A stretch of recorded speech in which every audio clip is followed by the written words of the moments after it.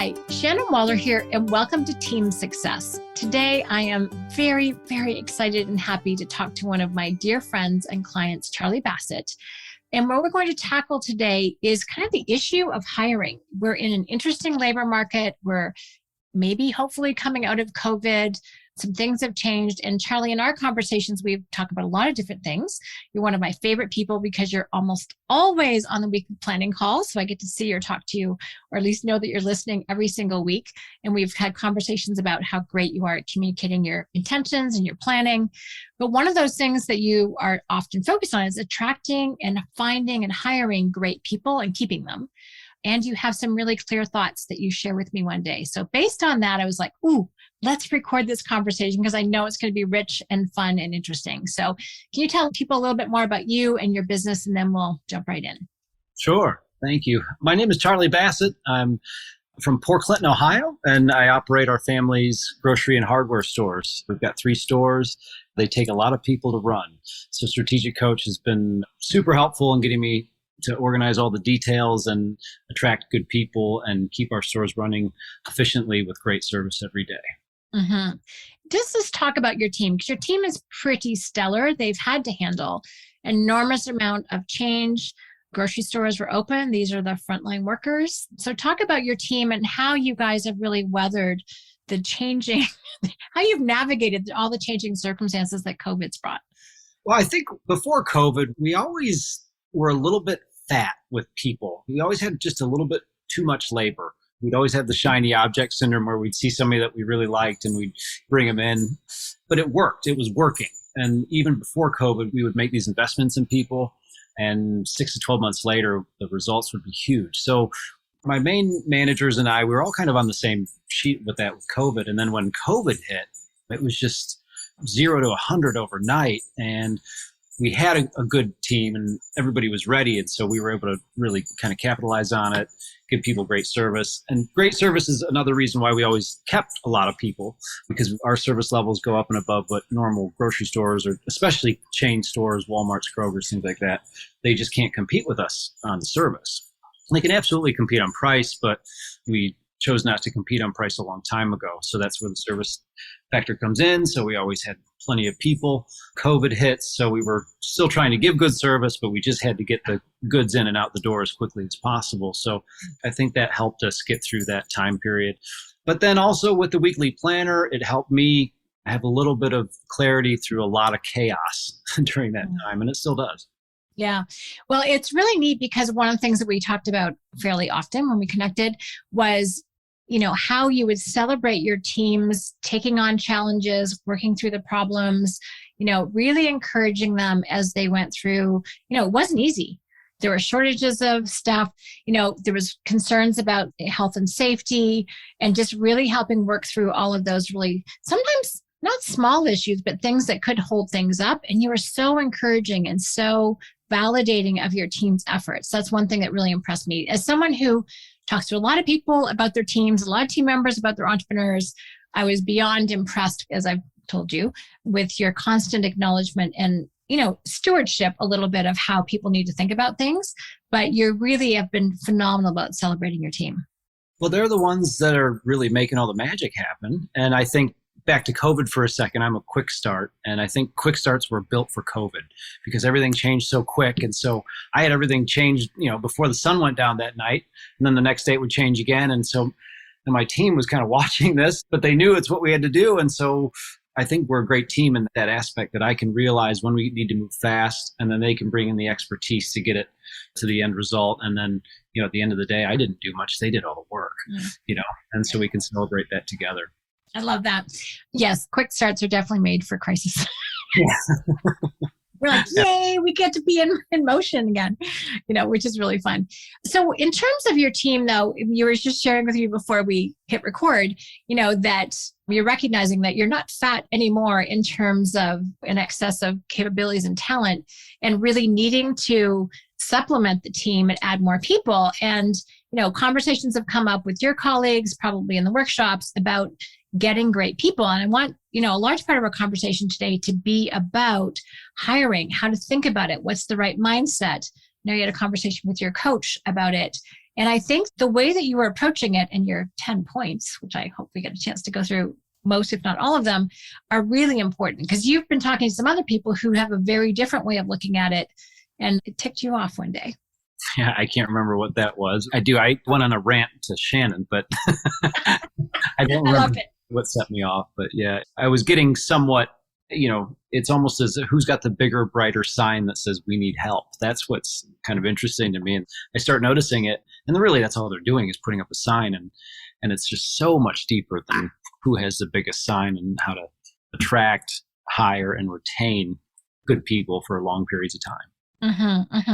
So let's talk about that because we are in I certainly read a lot of articles about what's happening with the job/labor market, how many people are still in it, people who are, had a chance, especially in the restaurant industry, this has come up a lot, who had a chance to look at their life and go, do I still want to be doing this? Do I still want to be doing it for the same people? Where do I want to live? I read another article yesterday about people moving, virtual work. So let's talk about that for a moment, because the environment that we're all in, and I don't know any company that's going to grow unless you're a rugged individualist, in which case you're probably not listening to me and us right now, where you don't need other really great, talented, committed, energetic, creative people to help you, accomplish your 10X vision. We need to find these great people, but the environment that we're operating in or looking for people or posting our sign is different. So let's talk about that for a moment. You mentioned a great stat about number of people who just left the workforce right now. Right. Yeah. I remember what kind of ticked me off is that I keep talking to people and everybody just says, you can't find help. You can't find help. That's kind of the mentality in our area. And we're highly tourist oriented here. So our business quadruples in the summertime than in the wintertime. So that was one of the things that got me going. And then, I'm sorry, Shannon, what was your question originally? Well, it was who's still in the workforce. Like some people have actually just left the workforce. Yeah. And I've read a couple articles myself. Something like 11% of people have just decided to leave the workforce altogether. So that, you go from 100 down to 90 real quick. And then the unemployment benefits, that absolutely has impacted it. So that might take you down to 70%. And then there's 10% of people that just don't show up. And that's probably higher now, probably more like 20%. So that takes you down to 50. And then do the people meet your needs? And so by the time you go through all these hurdles, there's a finite amount of people right now, especially with all the baby boomers that are retiring every single day right now. So you can fight it, or you can come up with strategies on how to kind of hack the problem. So let's dive into those, because I'm sure, if anyone has the mindset there's no good people out there, you're going to be stuck. And Dan, he actually said this last week in the workshop I was in, because it keeps coming up. This is not a new conversation, maybe new circumstances, but not a new conversation. And he said, people are always saying, there's no great people out there. He said, but great people want to work for great entrepreneurs. Look at yourself first and look at what are you providing? Are you meeting people's needs? Are you treating people as a thing or as a human being with their own needs? Dan has this great expression, people do things for their reasons, not yours, which I think is so powerful to remember sometimes. So let's go through some of your 10 things because they're quite fun. I'm glad this is a podcast because we can use certain words that we wouldn't otherwise. But anyway, we have a list. So we'll go through the list of 10 things. So anyway, I'm going to let you say number one, Charlie, because it cracks me up and I love it. It's so perfect. Let's pull it up here myself. All right. Number one, beating around the bush, don't be a dick. I love it. That's what it is. And I refer to company culture. And actually, this stemmed from a strategic coach meeting, a quarterly seminar in person before it was virtual. And we were talking about company culture and going back and forth. And this person had a definition and this person had a definition, but it was different. And nobody could get on the same page. And I just raised my hand. I said, just don't be a dick.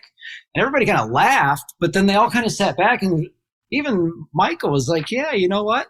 There's something to be said for that. And really, when you talk about, you kind of went through a list, but, ergonomics, what do you need to do at the job? And then is it a nice place to work? And how are the people treated? How are you paid? All that stuff. And that all does come back, it all points to the top. Every company, no matter how big or small it is. And so if you're already a jerk, the politically correct word might, don't be a jerk. But when you say don't be a dick, it really resonates with people, I think, because if you think of a boss, if you ask people, is your boss a jerk or not, they'll probably tell you really quick. So that is number one. I love it. And everything else cascades below that, just so you know. And part of that for me too is, it means being respectful, not being arbitrary in your behavior, not losing your cool, which sometimes can be challenging. But it means actually being a professional. It means treating people with respect, and being fair is another one, and consistency. So we could spend a whole conversation just on number one, but those are some of the things. And a lot of times people go, oh, I guess I kind of was a jerk in that situation, right? So it's one of those things where look at yourself first, and that's a good clue. But number one, perfect, don't be a dick / jerk. So let's talk about number two, which has to do with money, because this is a big one for a lot of people. And you said this earlier about you've chosen not to compete on price in terms of your store. Right. And I think we all need to be competitive to a point. I'll just read it out loud. So your second point is be able to come within 10% of advertised salaries. But then you have another strategy too, if you want to make sure you get that human on your team. Mm-hmm. Yeah. We don't compete on our retail pricing. Yeah. When it comes to how we pay people, we try and be very competitive. And most people that come and work for us, especially because we are more of a family-oriented, service-oriented business, they know what they're getting into, especially people that have been in a corporate climate, for instance. So for them to go from corporate to come work for us, the salary is often not the number one thing that they're looking for. But if they are looking for salary, for instance, then you have to at least be in the range. And that kind of goes with our retail pricing, is that we don't want to be offensive in our pricing. We are higher priced. We know that. But especially on hot movers, say something like Kraft macaroni and cheese that's in every cupboard, you have to be within 10% of your closest competition there. So I think the same goes with your salaries, is that you have to be relative. And then when you meet that person that just, is a right fit, is going to bring value.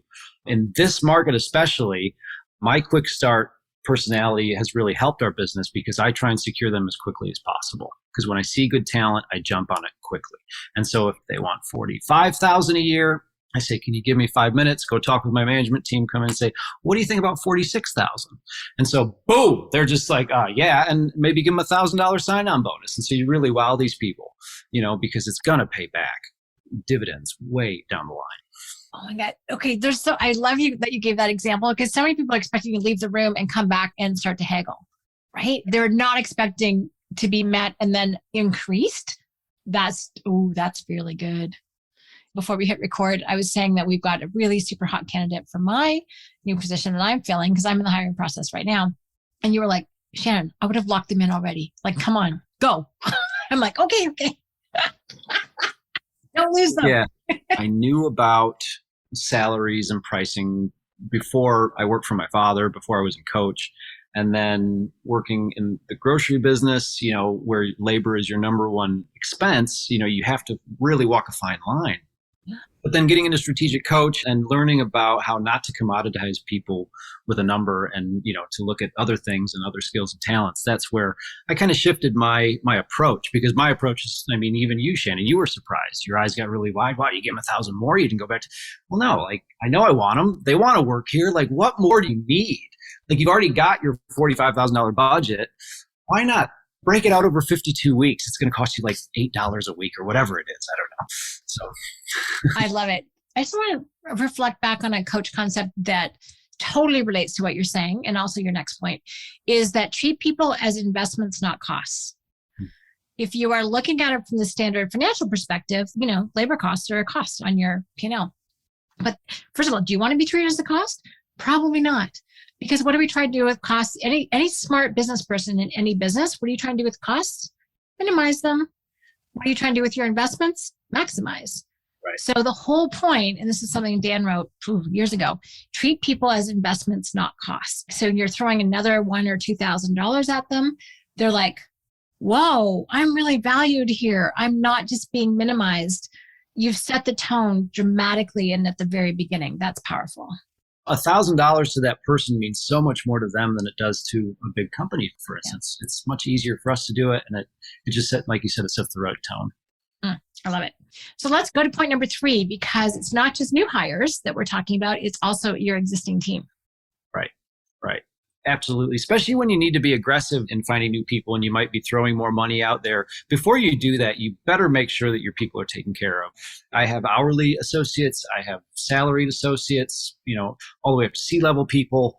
And so we're very, very sensitive to what's going on. We review it at least quarterly. In the last year, we've been looking at it more than quarterly, just making sure that people are where they need to be, making adjustments if necessary. And then going back to point number one, and running a good company, and there's no reason to acquire people if they're only here for a short time because you don't run your business well and you don't appreciate them and you don't have good benefits. But there's, you have to look at I guess we're talking about salary right now, but it goes right into number 4 about selling the sizzle for your company. So you've got benefits. And in America, health insurance is huge, huge thing to do. In our company, you got vacation pay, holiday pay, health insurance, dental insurance, vision, life insurance, disability benefits. We have stock ownership plans, 401k plans. There's all those things. And Shannon was telling me some of Strategic Coach's benefits before, and she went through that list so fast. I said, stop, go back to that vacation thing. And I just did the same thing, and we put it on a nice little sheet of paper here. So it's really easy for people to see when they come work for us. Oh, this is why I need to work here, right? Like why? It's the big why. Why should I work for you? Well, is it pay? Well, pay is definitely part of it, but it's also about the vacation. Or everybody's different. Everybody has a different life, different circumstances, different timelines. There's so many different spokes to this human resource wheel at the moment. You have to try and get a decent grab of each one of them. Could not agree more. And we have a list. That's why I was sharing the list with you, but then you actually added graphics to it. So even though we're on a podcast and it's audio and you can't see, there's this really great, 3 different versions, one for full-time hourly, one for part-time hourly, and then one for full-time salary position that lists with little pictorials of what the things are. It's not all the detail, but it gives you the overview. And I have to say it's impressive. If I'm someone applying for a job with you and you give me this to take home, who am I going to show it to? My family, right? Like, look at all the things I get. Because, by the way, there's a whole other team of people going, yes, this is a good company to work for. No, it's not. And so you actually are marketing. And I do want to talk about marketing for talent, not just marketing for customers, because that's kind of what ticks you off about people just putting the sign up. It's like, it's not enough. But before we do that, I do want to talk about taking care of your team. And if I see something that is destructive to teams, it's where the new people coming in, the market's changed, and the new people get offered the big juicy salaries and the current people are not taken care of. There is nothing to cause resentment and discontent more than not taking care of your existing team. And by taking care of it, it means like making sure that their salaries stay competitive. One really wise client of ours did 2 things. She had compensation and she had performance. And so with compensation, you needed to be competitive within a band for your particular capabilities, so your certifications or whatever. And then she also had your performance. So, depending that, if you were a top performer and you weren't yet on the top band, great, that meant a raise, right? If you're at the top of top, there may not be that big a raise because it would take you out of the competitive range, but that's probably gotten bigger right now. So she just had a really great way of making sure that people were always within their competitive band to make sure that people were not feeling not paid enough, not valued. A great article I read years ago from HR managers say, we want new hires to be happy. We want them to, like adding your $1,000 or $2,000. A good HR manager at least a larger company will say, well, what's going to make you happy? And that's what really new candidates should come in with, is the number that's going to make them happy. So we don't want people starting not happy. And on that note too, it's like, I know people who take a salary cut sometimes to go and work at a smaller, more intimate, more family-oriented company, but it can take them so long to get back to a competitive salary. I'm like, oh, don't do that. Not that I want everyone to pay an exorbitant amount, because I don't, but there is a fairness to it about making sure people have enough to live in the communities that they're in. So I'm a big fan of fairness in that regard. So let's go back to selling the sizzle of your company, because I think that's so key. Listing the benefits, because you have to pay extra money if you're going back to point number 1, if you're a jerk. Money covers some ills, right? It pays for those things. But if you have all those other things, people are willing to take a competitive salary. It doesn't have to be more, because you have so many great things. And I think you and I chatted about this. The whole idea of marketing not just for your customers, but for your talent, and putting as much time, love, creativity, energy into that, making sure that part of your website is robust, making sure you're out on social media about those things. I don't see a lot of people who are that proactive about it, but to my mind, it's like there's a huge opportunity for at least some people in your company to take that on as a project, not your company, but everyone listening, to really make sure that we are marketing almost as aggressively for great talent as we are. I think we have 18 positions open at Strategic Coach right now. Wow. That's a lot. That's a lot. Yeah. It's like 18%, right? So we need to be, on this page. I mean, I think we do a great job, but it's like there's a whole other mindset here that's possible. Right. Yeah. One thing we were talking about before you started recording, Shannon, was how this particular piece of paper got in front of one of my team members, and he came to me, asked to sit down, and he brought up like 8 more things that I'd never even thought about. So here I am, I'm the boss. I think I know what people want and what drives people. Well, I was not even close on some of these things. And so get your team involved to help them tell you how to get these good people as well, because they want more people, because it makes their life a little bit easier, and they want to grow the team and build. So they're a very good resource for you to tap before you put this out there. That's such a great point. Yeah, because some of the things that we think are super valuable, a little bit, we can have cursive knowledge where we think we know. Right. And yet when we're talking to people like, oh, actually, no, this is really important. Right. It's kind of funny. One of the things on our list is free, soda, pop, soft drinks, that kind of thing, coffee, tea. And I sort of chuckled. It's like, really? It's not a big deal. We had one person, he might have even been a part-time person, but really critical to our functioning of our company at the time.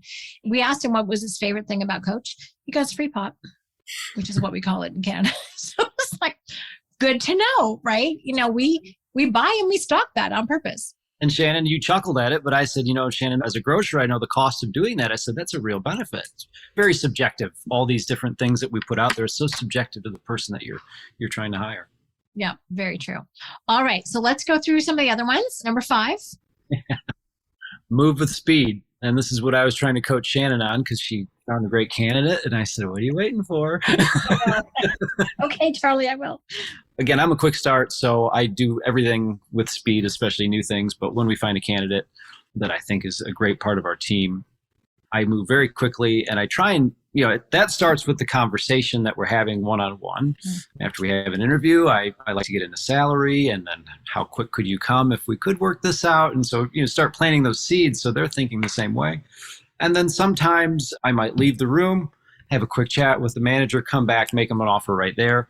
Or if they're not in that much of a hurry, or we might talk about maybe an offer next week, but I'll go home that night, type up the offer that night, and email it to them that night. Mm-hmm. And that's worked really well. And so it's just about following up with them and showing them, you don't want to be desperate, but you do want to show them that you mean business, and so if you come in with a strong financial offer, if you come in quickly and say, hey, we'd really like you to come now, and tell them why, our business is growing, we need your help. I know you want to take, if we can work with you on this, but it comes down to negotiation. But I think the quicker we move, the last 3 or 4 great people that I've hired, I moved really quick on every single one of them, and I got every single one of them. Oh, that's amazing. We looked at lots of people, and some of them we've lost because we have a fairly long, we do lots of profiles and lots of conversations, which has its benefits, but we've also lost some people because of that. Now, I am happy that the people we did end up with are phenomenal, but there's a potential price to pay for that. So excellent point. I think I might be making a phone call after this. Good. Which is fun. All right, let's go to number 6, which is kind of related.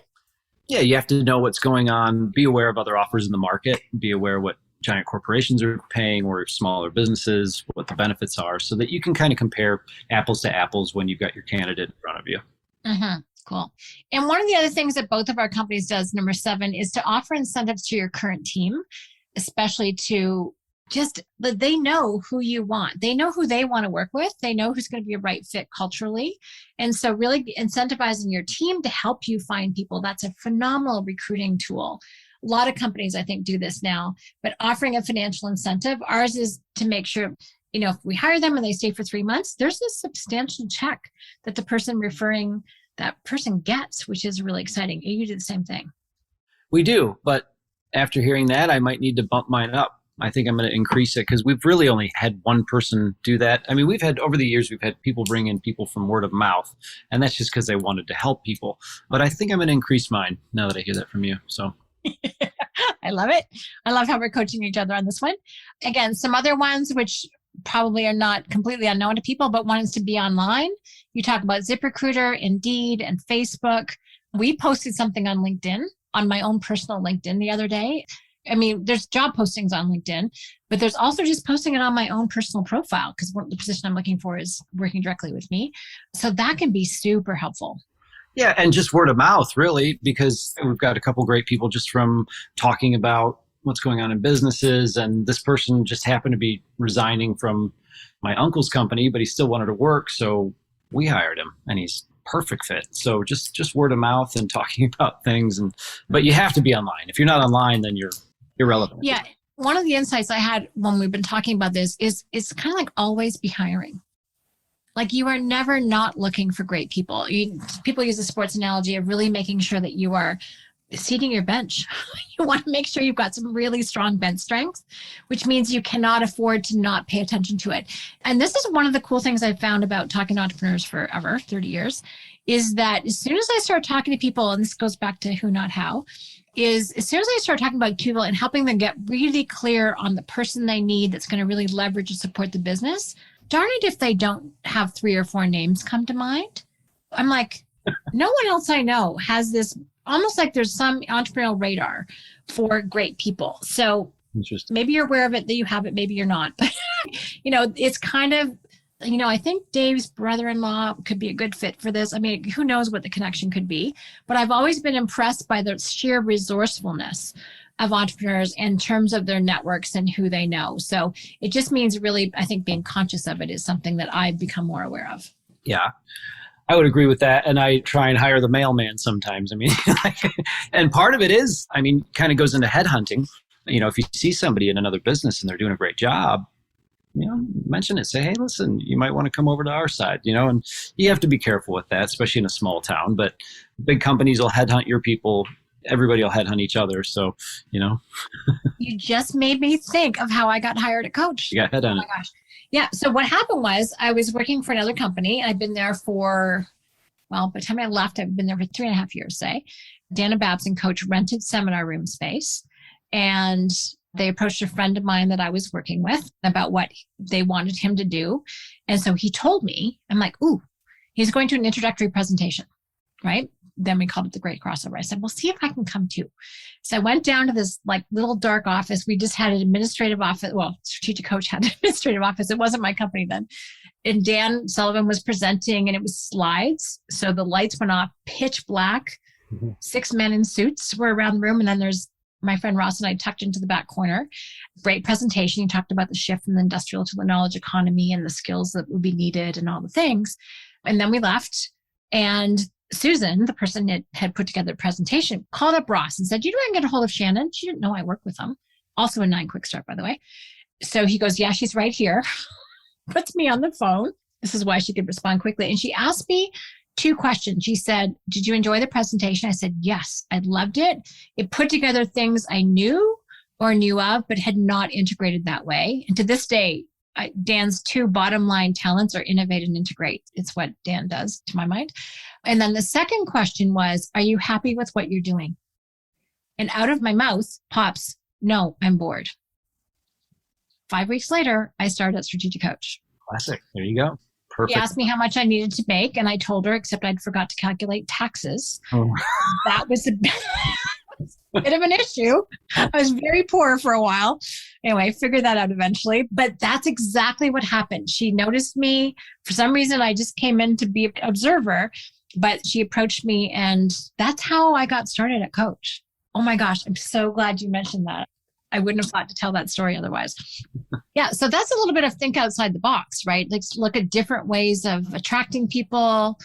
For me, it was putting it on LinkedIn, my personal LinkedIn, but I have to be in conversation to come up with these ideas. So I was talking with our team about how we could get some more candidates. I'm like, oh, I could do this. You have a physical location, which is not closing, going virtual, thank goodness. So you do things like put up signs at checkout. What are some of the other things that you do? In terms of on-site, we have the sign that I was complaining about, but we don't, to be honest, we don't do a whole lot on-site, and maybe we should be doing more. And we tend to have a pretty good stream of people coming in, especially around the summertime, obviously, with kids getting out of school and that. And it comes back to word of mouth, or it's amazing how many people do know about us before they come work for us, and they really want to work there, But thinking outside the box is making sure that all the online things are, and it's all these little things that we're talking about with word of mouth and going back to the recruitment bonus. And I want to make a disclaimer, we're not doing it perfectly by any means. We're not perfect. We have the same challenges that everybody does. So we're thinking of new ways every single day. And every area, every part of the country is a little bit different, so you might do it a little bit differently than we do over here. But you just can't do what we've been doing for the past 20 years. I can guarantee you that. That's a really great point. So refresh it. Same as you would your marketing, you need to, for customers or clientele, you need to do exactly the same for talent. All right, so we're already at point number 10. So what you talk about here is do a cost analysis of the impact to your business if you don't hire the person. I think this is a genius way of looking at things, by the way, and pay the premium. So this is so critical. Like, I think people, again, if you've got the cost mindset, you're like, oh my gosh, it's going to cost me so much more, which could work out to another $8 a week. Like, what do you do? But the cost of not hiring them, talk about that. Because I think it's a little bit like the impact filter. The worst result is if you don't take action, right? So talk about that, because I think that's key and really holds people back. I've got a great example for this point. Our toughest position right now that we're trying to fill is an overnight donut fryer. And so this person comes in at like 10 p.m. and they work it alone all night long around hot grease, and they have to lift heavy packages, and they have to make sure the presentation's right, and they have to do it by this time and make sure it's perfect. We had the perfect who that did it for 20 years, but they finally retired. And so now we've had a really hard time filling this position. So we go to, well, can we automate it? Can we do it during the day? We start thinking about how we can fix it when, we need to find the right who. But we look at this product. We are known for our donuts. All 3 stores, this is like our signature item, right? So what's the impact of our business if we don't find that? It's huge, huge impact. And there's $1. I mean, we probably sell 1,000 donuts a day between the 3 locations. So we actually, we're making money. And then it's the traffic of people coming into our store, passing our groceries, getting their donut. Oh, now I need milk. Oh, the wife needed this. And so by the time they've left, it used to be 99 cents. It's now $1.39, I think, a piece. Turned into a $25 sale. Mm-hmm. So when I think about that and what we're paying our donut fryer, we probably have one of the highest paid donut fryers in the world because it has that much impact on our business. And so we can look at the cost analysis of decreased traffic because our donuts aren't fresh. I mean, there is so much tied to this one position. So when I look at this list of 10 things, I better sharpen my pencil on this, and we better make sure that we get this right. Mm-hmm. So that's a great example, in my opinion. That's perfect. Oh, I love that. It's interesting because by the way, you're making me hungry for donuts, which I'm trying not to eat right now anyway, or ever. But anyway, it sounds delicious. So that's a really critical position. And if you're not in kind of the business that you are, I notice so many other people who don't hire even something as straightforward or as commonly thought of like a strategic assistant. Right? What is the cost of not hiring that person? Well, a favorite expression of mine it didn't come from me though, I can't take credit for it, is if you don't have an assistant, you are one. And probably rarely highly paid for the quality of work that you're delivering. Too highly paid. So like strategic assistant, what we would call an innovation manager, someone to make those projects real. What's the cost of not having that person on board? It's loss of revenue, it's loss of productivity, loss of traction, loss of momentum, which turns into revenue and profit down the road. So that one kind of blew my mind when you shared it with me, because I don't think we think about it that way very often. And the other thing is, if I think about it from a team standpoint, it's like, what's the cost of someone else having to take on this job for too long, spending extra hour or 2 a day, having to change their work schedule, just being stressed and overloaded, not taking their free days, so the wear and tear on the team is another kind of wake you up cost that people may not be taking into account. Yeah, and it's probably a little bit easier in my business because I have product that we sell that we can associate with people. But our guacamole station, for instance, it's a tough job. Again, it's a dirty, tough job. But in the summertime, guacamole is the number one produce item in terms of dollars in the whole store. And we do like $50,000 a week in produce. Like we sell a lot of produce in the summertime, and guacamole is up there. So we have to make sure that we have that person there because it will cost us. We sell hundreds of thousands of dollars worth of guacamole in a year. And if we don't have the right person doing it, we're out of business.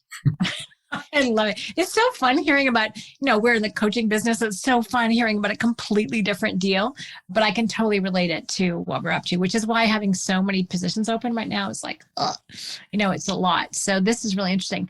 One last thing I want to talk about goes a little bit back to point number one in culture is really finding the right fit person, the person who wants to work for an entrepreneurial company, the one that really has what I would call an entrepreneurial attitude. So let's talk about that because not everyone is a right fit for our type of organization. Not everyone is a great fit for a family type business. So what are your thoughts on that? Well, that relates to going back to number 10 with the cost analysis is that in the grocery business, for instance, it costs us about $7,000 to train a new employee. So every time we have turnover, we consider that $7,000. So if you throw that into your cost analysis of burning out your team and losing somebody, you just need to think of this resource thing totally different. And because I went back to that point, I lost my... Just the value of having a right fit person. To my mind, it's like, here's who we are. So one of the candidates that I was just looking at today, actually, and the resume sounded very corporate in terms of what they were looking for, how they talked about it, who they were looking to work for.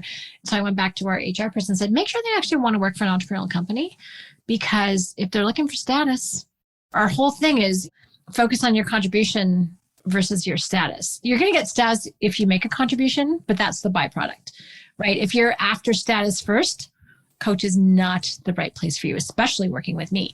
So it's really making sure that people's value systems are aligned with who you are, what you are, and being super clear, not hiding it, not disguising it, not springing on them after they've joined, so that you really can have that. I mean, you call your people partners, and associates. And it's like, this is a relationship where you count on one another. It's not about, not all entrepreneurial companies are less hierarchical, but we really are relying on each other's skills and talents to be successful. So I think it's important to be upfront about that. Yeah. And I think the right fit, wrong fit, I have another good example for that because I hired like 4 people within 3 months and 3 of them were perfect fits. One of them was a horrible fit.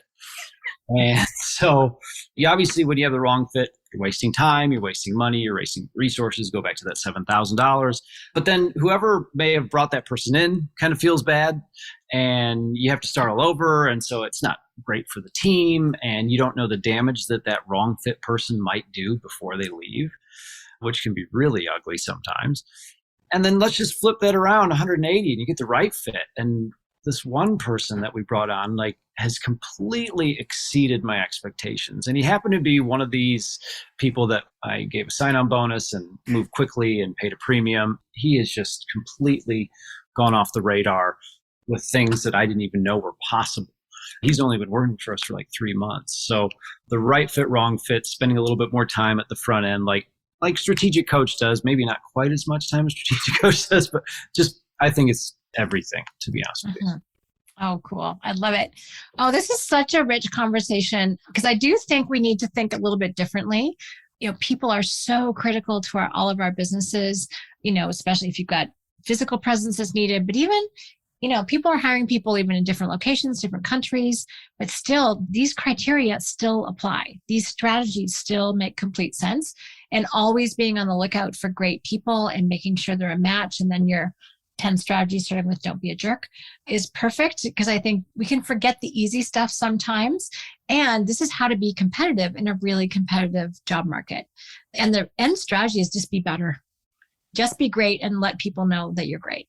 Yeah. And Shannon, I've been, over the last 12 months, I've been working on my unique ability, trying to figure out what I should be doing in my business. And in the last 6 months, I've decided to spend more time on human resource related things in my business right now, because we need more human resources. We need this to run our business. And so personally, I'm going to be spending more of my time focusing on how to make this better and better for our businesses. I love that, because I know, and Dan's also been talking about this in terms of what the business owner's kind of key unique ability, or one of their key leadership functions is, well, one of the things he talked about in crisis is inspiring confidence. That would be number one. But sharing your vision. And a lot of times it is, how do you talk about it? He was saying that it's you being super clear with the vision that actually gives purpose to other people's capabilities. So I love that. I mean, it's going to pay off in a ton of side benefits. Forget even hiring new people, just with the existing team and having them be cohesive. Because when people know what they're contributing their talents for, and two, it's so galvanizing. It brings out the very best in people. You know, making sure people have good food and have a great place to come and shop and be able to take care of their families and do it in a really hospitable environment. I've totally changed where I shop during COVID. I went to the smaller store because it was much more pleasant to be in. People really cared. They smiled. They thanked me for my business every single time. I imagine it's a lot like your store. And that's where I'm going from now on, right? So it was fascinating to see what's important to people. And I think, we give people a vision of what can be possible with our companies, what we're about, what our purpose is.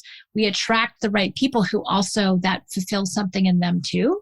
And then you're just having fun working together and producing great results. So I'm excited because I think this conversation might blow up a few old ways of thinking that were not super helpful.